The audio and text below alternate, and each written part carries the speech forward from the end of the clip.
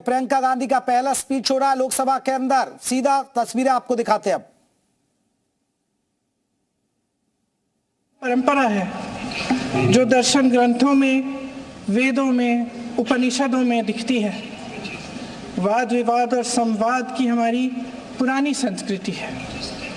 अलग अलग धर्मों में भी, इस्लाम में, सूफियों में, बौद्ध धर्म में, जैन धर्म में, सिख धर्म में भी ये वाद संवाद, ये चर्चा बहस, इसकी संस्कृति रही है। इसी परंपरा से उभरा हमारा स्वतंत्रता संग्राम। हमारा स्वतंत्रता संग्राम विश्व में एक अनोखा संग्राम था, एक अनोखी लड़ाई थी जो अहिंसा और सत्य पर आधारित थी।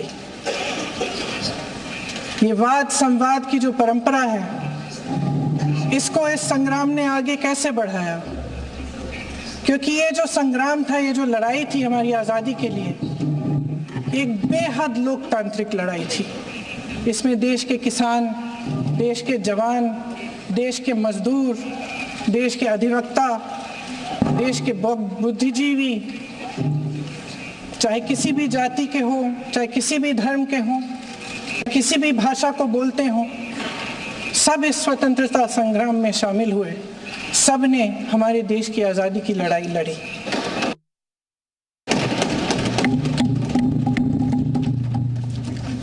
और उसी आज़ादी की लड़ाई से एक आवाज़ उभरी जो हमारी देश की आवाज़ थी। वो आवाज़ ही आज हमारा संविधान है। साहस की आवाज़ थी, हमारी आज़ादी की आवाज़ थी, और उसी की गूंज ने हमारे संविधान को लिखा और बनाया। ये सिर्फ एक दस्तावेज नहीं है। बाबा साहेब अम्बेडकर, मौलाना आज़ाद जी, राजगोपालाचारी जी और जवाहरलाल नेहरू जी और उस समय के तमाम नेता, जैसे आपने कहा, इस संविधान को बनाने की जो कार्य में सालों के लिए जुटे रहे। हमारा संविधान इंसाफ, उम्मीद, अभिव्यक्ति और आकांक्षा की वो ज्योत है जो हर हिंदुस्तानी के दिल में जलती है। अध्यक्ष महोदय, इस ज्योत ने हर एक भारतीय को ये पहचानने की शक्ति दी कि उसे न्याय मिलने का अधिकार है, कि उसमें अपने अधिकारों के लिए आवाज उठाने की क्षमता है, कि जब वो आवाज उठाएगा तो सत्ता को उसके सामने झुकना पड़ेगा। इस संविधान ने हर एक देशवासी को ये अधिकार दिया कि वो सरकार बना भी सकता है और सरकार बदल भी सकता है। ये ज्योत जो हर हिंदुस्तानी के दिल में जलती है, उसने हर हिंदुस्तानी को ये विश्वास दिया कि देश की संपत्ति में, देश की दौलत में, संसाधनों में उसका भी हिस्सा है, कि उसे एक सुरक्षित भविष्य की उम्मीद का अधिकार है, कि देश बनाने में भी उसकी भागीदारी है। उम्मीद और आशा की ये ज्योत मैंने देश के कोने कोने में खुद देखी है। उन्नाव में मैं एक रेप पीड़िता के घर गई, उसे जलाकर मार डाला था। वो शायद 20-21 साल की होगी। हम सबके बच्चे हैं। हम सोच सकते हैं कि अगर हमारी बेटी के साथ बार बार बलात्कार हुआ और फिर जब वो अपनी लड़ाई लड़ने के लिए गई तो उसको जलाकर मार डाला गया होता तो हम पर क्या बीतती।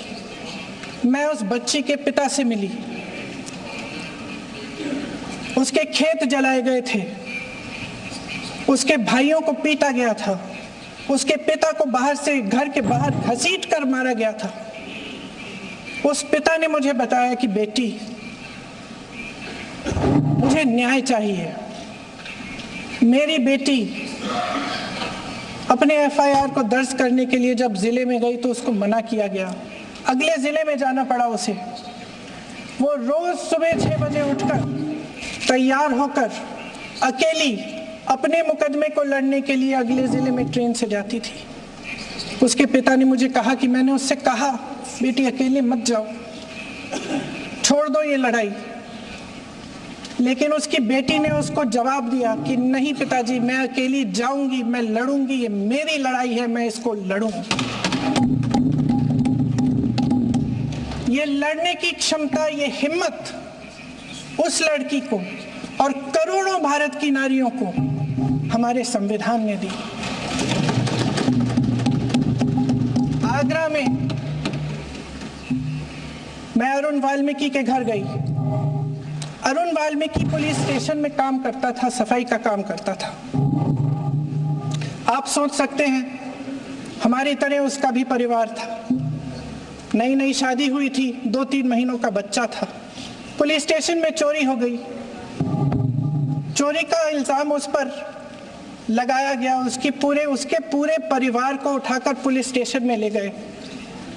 आप हंस रहे हैं, लेकिन ये गंभीर बात है। और क्या गंभीर बात। शर्म करो, शर्म।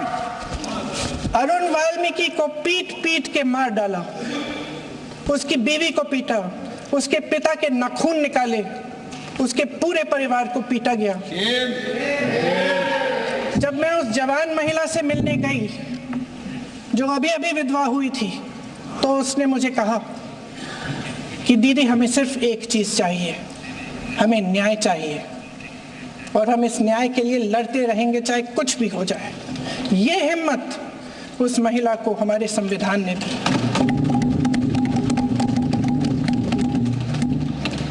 संभल के कुछ लोग आए थे हमसे मिलने, जो मृतकों के परिवार के सदस्य थे। उसमें 2 बच्चे थे, अदनान और उजैर। आप सुनिए, उसमें 2 बच्चे थे, अदनान और उजैर। एक बच्चा मेरे बच्चे की उम्र का है, दूसरा उससे छोटा 17 साल का है। दर्जी के बेटे थे। दर्जी का एक ही सपना था कि वो अपने बेटों को पढ़ाएगा, लिखाएगा। एक बेटा डॉक्टर बनेगा, एक बेटा भी सफल होगा दूसरा बेटा भी अपने जीवन में सफल होगा। उनके पिताजी हर रोज उनको स्कूल छोड़ते थे। उस दिन भी स्कूल छोड़ने के बाद अपनी दुकान में चले गए। उन्हें पता नहीं था कि विवाद हो रहा है। उन्होंने भीड़ देखी, घर आने की कोशिश की तो पुलिस ने गोली से मार डाला। वो 17 साल का बच्चा अदनान मुझसे कहता है, वो 17 साल का बच्चा अदनान मुझसे कहता है कि मैं बड़ा होकर डॉक्टर बन के दिखाऊंगा, मैं अपने पिता का सपना साकार करूंगा। ये सपना, ये आशा उसके दिल में हमारे संविधान ने डाली। अध्यक्ष महोदय, हमारे देश के करोड़ों देशवासियों के संघर्ष में, अपने अधिकारों की पहचान में, इनकी कठिन से कठिन परिस्थितियों से लड़ने की अपार हिम्मत में और देश से न्याय की अपेक्षा में हमारे संविधान की ज्योत जल रही है। मैंने हमारे संविधान की ज्योत को जलते हुए देखा है और इसके साथ साथ ये भी समझा है कि हमारा संविधान एक सुरक्षा कवच है। एक ऐसा सुरक्षा कवच है जो देशवासियों को सुरक्षित रखता है, न्याय का कवच है, एकता का कवच है और अभिव्यक्ति की आजादी का कवच है। दुख की बात यह है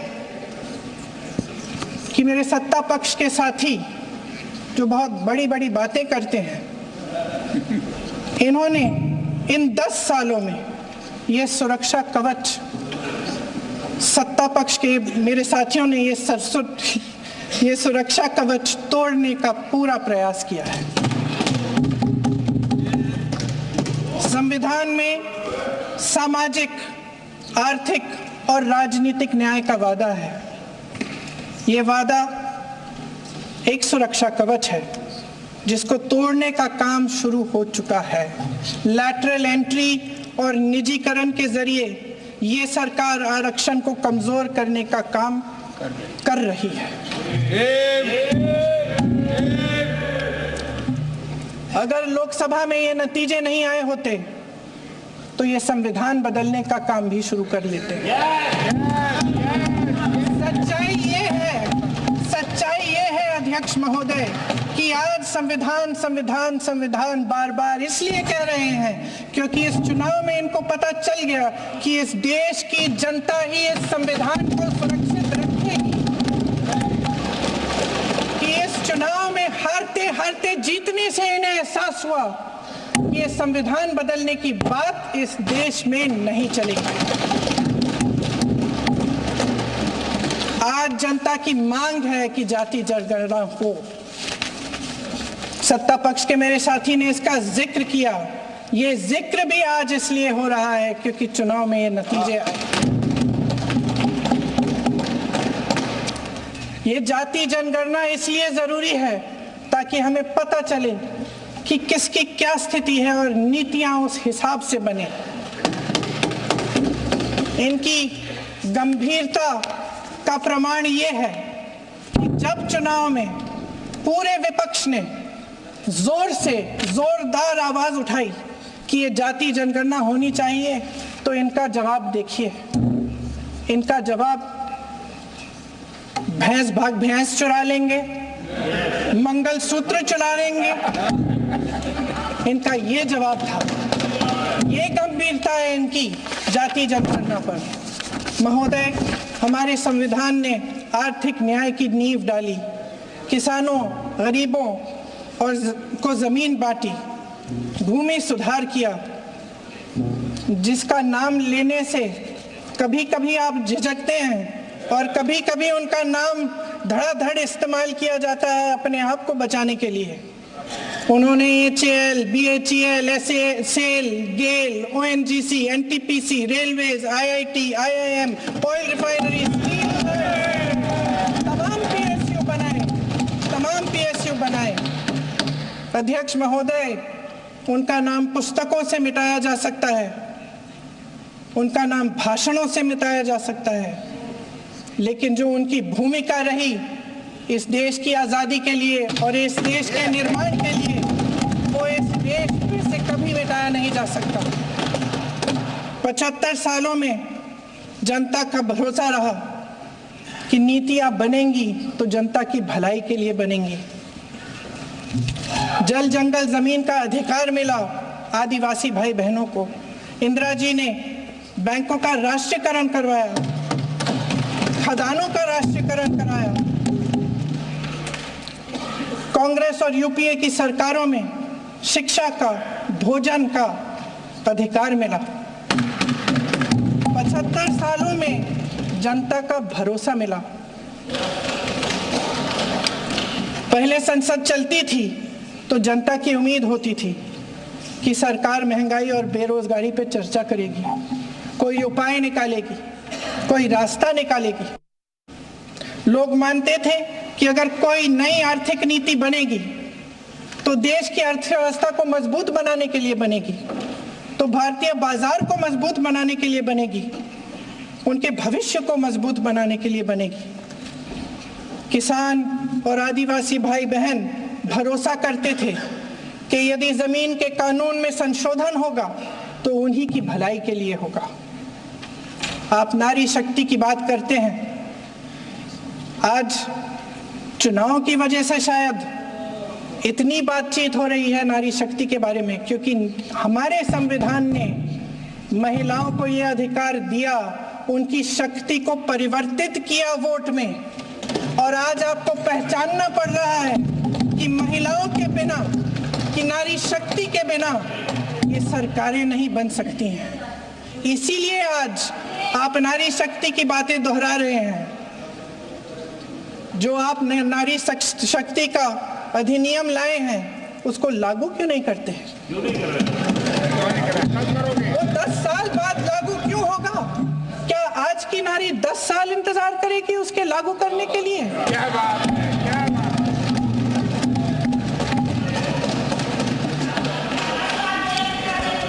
आज आज संसद में बैठे हुए सत्ता पक्ष के मेरे साथी ज्यादा से ज्यादा अतीत की बातें करते हैं।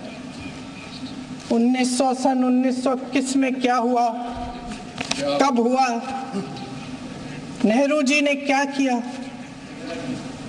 अरे वर्तमान की बात करिए, देश को बताइए आप क्या कर रहे हैं, आपकी जिम्मेदारी क्या है। कि सारी जिम्मेदारी जवाहरलाल नेहरू की है। अध्यक्ष महोदय जी, ये सरकार आर्थिक न्याय का सुरक्षा कवच तोड़ रही है। आज संसद में बैठी ये सरकार बेरोजगारी और महंगाई से जूझ रही हमारी जनता को क्या राहत दे रही है। कृषि के कानून भी बड़े बड़े उद्योगपतियों के लिए बन रहे हैं। सही एमएसपी को छोड़िए, डीएपी तक नहीं मिल रहा है।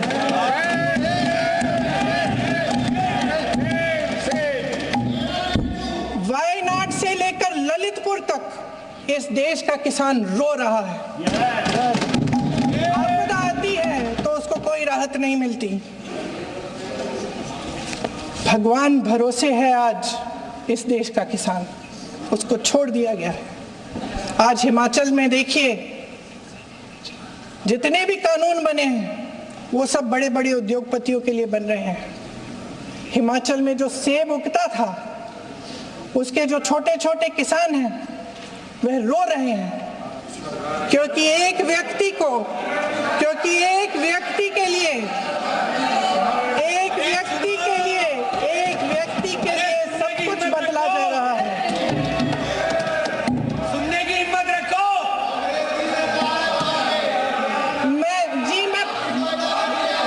अध्यक्ष महोदय जी,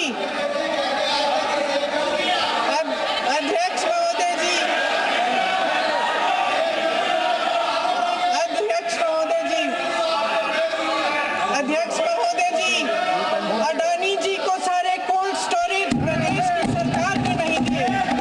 अडानी जी को सारे कोल्ड स्टोरेज आपकी सरकार ने दिए। देश देख रहा है कि एक व्यक्ति को बचाने के लिए 142 करोड़ देश की जनता को नकारा जा रहा है। सारे बिजनेस, सारे संसाधन, सारी दौलत, सारे मौके एक ही व्यक्ति को सौंपे जा रहे हैं। सारे बंदरगाह, एयरपोर्ट्स, सड़कें, रेलवे का काम, कारखाने, खदाने, सरकारी कंपनियां सिर्फ एक व्यक्ति को दी जाए। जनता के मन में हमेशा ये विश्वास होता था कि अगर कुछ नहीं है तो संविधान हमारी सुरक्षा करेगा, मगर आज आम लोगों के बीच ये धारणा बनती चली जा रही है कि सरकार सिर्फ अडानी जी के मुनाफे के लिए चल रही है। देश में बहुत तेजी से गैर बराबरी बढ़ रही है। जो गरीब है वो और गरीब हो रहा है, जो अमीर है वो और अमीर हो रहा है। इस सरकार ने आर्थिक न्याय की भी सुरक्षा कवच तोड़ दिया है। राजनीतिक न्याय की जब बात होती है, मेरे सत्ता पक्ष के साथी आज खड़े हुए और तमाम गिनती करने लग गए कि ऐसा हुआ वैसा हुआ, 1975 में जो हुआ, तो सीख लीजिए ना, आप भी सीख लीजिए। आप भी अपनी गलतियों के लिए माफी मांग लीजिए। आप भी बैलेट पे चुनाव कर लीजिए। दूध का दूध, पानी का पानी हो जाएगा।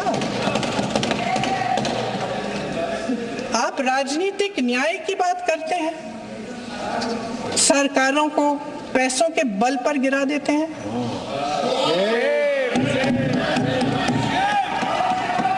मेरा आग्रह है कि अपन संविधान में सकारात्मक जुड़े।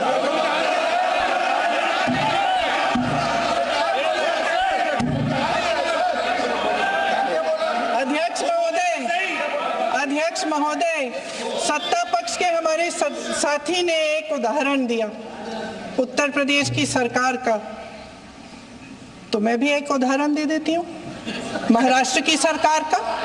मैं भी एक उदाहरण दे देती हूँ। हिमाचल की सरकार को तोड़ने की कोशिश किसने की? पैसों के बल पे की। गोवा की सरकार, तमाम उदाहरण है। क्या ये सरकारें जनता ने नहीं चुनी थी? क्या संविधान इन पर लागू नहीं था? पूरी देश की जनता जानती है कि इनका हंसती है, जानती है कि इनके यहाँ तो वॉशिंग मशीन है।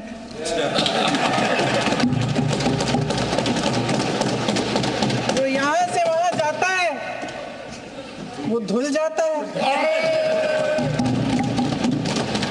इस तरफ दाग, उस तरफ स्वच्छता। और मेरे कई ऐसे साथी हैं जो इस तरफ होते थे उस तरफ चले गए, मुझे दिख भी रहे हैं, वॉशिंग मशीन में शायद धुल गए हैं। अध्यक्ष महोदय, जहां भाईचारा और अपनापन होता था, जहां हमारे संविधान ने एकता का सुरक्षा कवच दिया था, वहां शक और घृणा के बीज बोए जा रहे हैं। एकता का सुरक्षा कवच तोड़ा जा रहा है। प्रधानमंत्री जी यहाँ सदन में संविधान की किताब को यूं माथे से लगाते हैं, लेकिन संभल में, हाथरस में, मणिपुर में जब न्याय की गुहार आती है, उठती है, तो उनके माथे पे शिकन तक नहीं आता।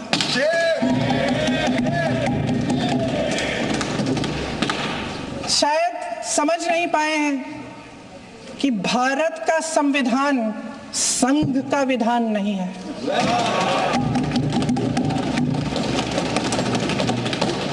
भारत के संविधान ने हमें एकता दी, हमें आपसी प्रेम दिया। उस मोहब्बत की दुकान जिस पर आपको हंसी आती है, उसके साथ करोड़ों देशवासी चले।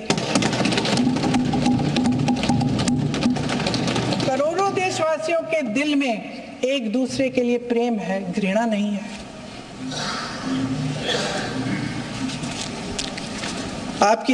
इनकी जो विभाजनकारी नीतियां हैं, उसका नतीजा हम रोज देखते हैं। राजनीतिक फायदे के लिए संविधान को छोड़िए, देश की एकता को भी ये रख नहीं सकते, इसकी सुरक्षा नहीं कर सकते।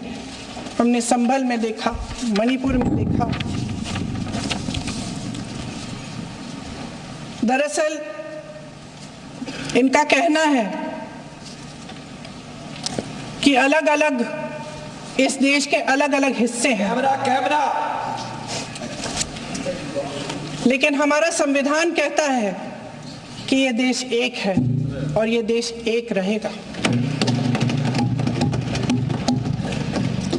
जहां खुला विवाद होता था, अभिव्यक्ति का सुरक्षा कवच होता था, इन्होंने भय का माहौल पैदा किया है।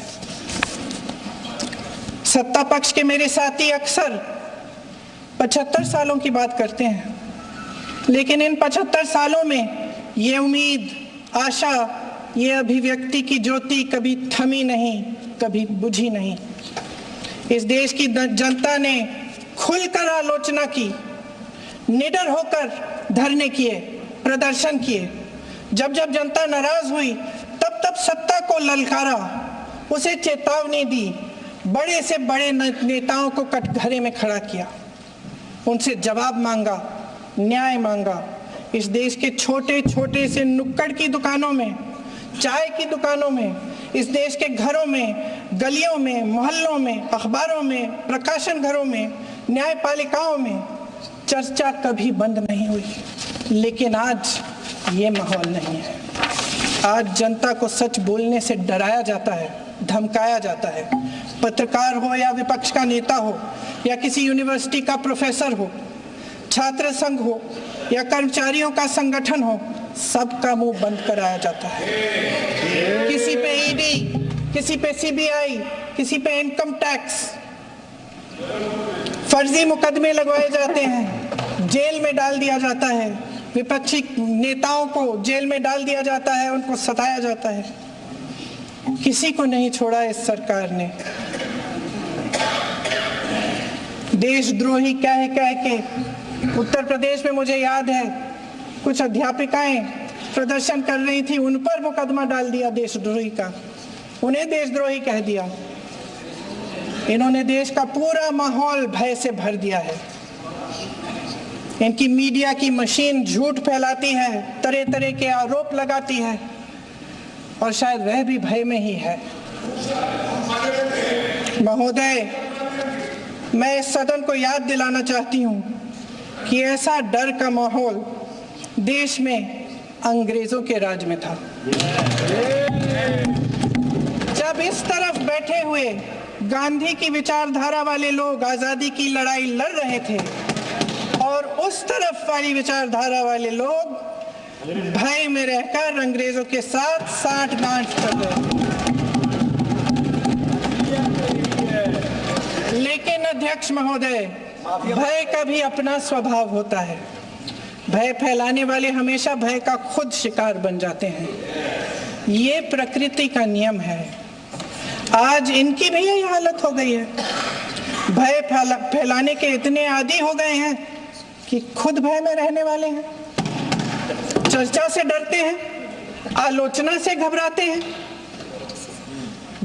कई दिनों से हम मांग रहे हैं कि चर्चा करिए, लेकिन चर्चा करने की हिम्मत ही नहीं है।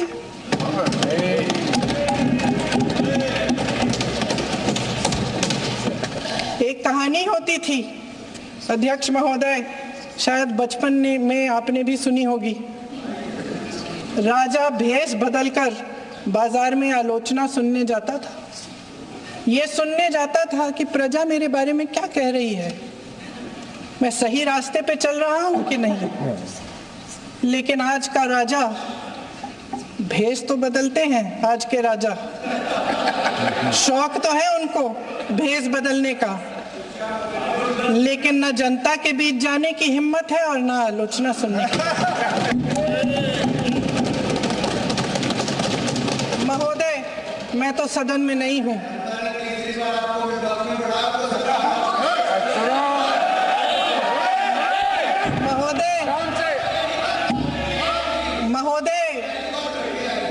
महोदय, जनता में बहुत विवेक है, ये सही है।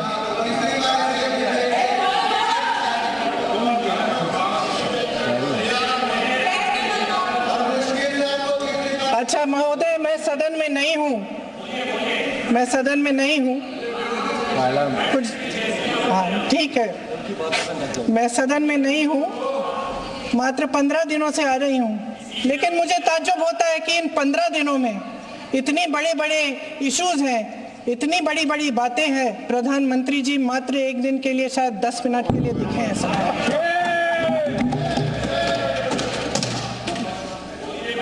बात यह है अध्यक्ष महोदय जी कि ये देश भय से नहीं, साहस और संघर्ष से बना है।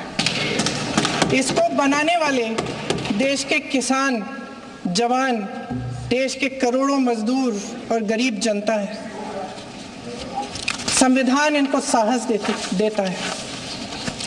मेहनती मिडिल क्लास है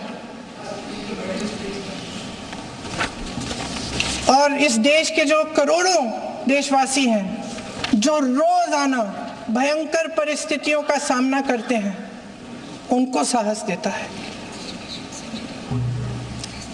वायनाड में जो आपदा आई, उसमें एक छोटा लड़का था 17 साल का।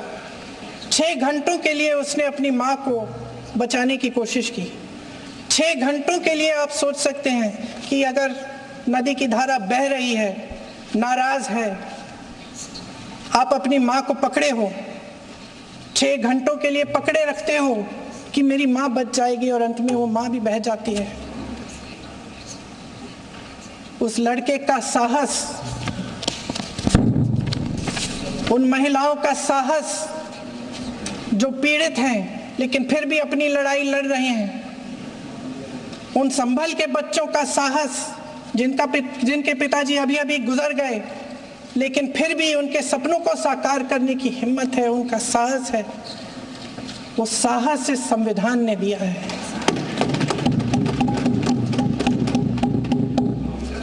वो आत्मविश्वास से संविधान ने दिया है। ये देश भय से नहीं चल सकता, ये देश साहस से ही चलेगा। भय की भी सीमा होती है, और जब वो सीमा पार हो जाती है, जब किसी को इतना दबाया जाता है कि उसको लगने लगता है कि अब मेरे पास खोने के लिए कुछ नहीं है, तब उसमें एक ऐसी शक्ति पैदा होती है जिसके सामने कोई कायर खड़ा नहीं हो सकता। ये देश कायरों के हाथों में ज्यादा देर तक कभी नहीं रहा है। ये देश उठेगा, ये देश लड़ेगा, सत्य मांगेगा, सत्यमेव जयते। जय हिंद।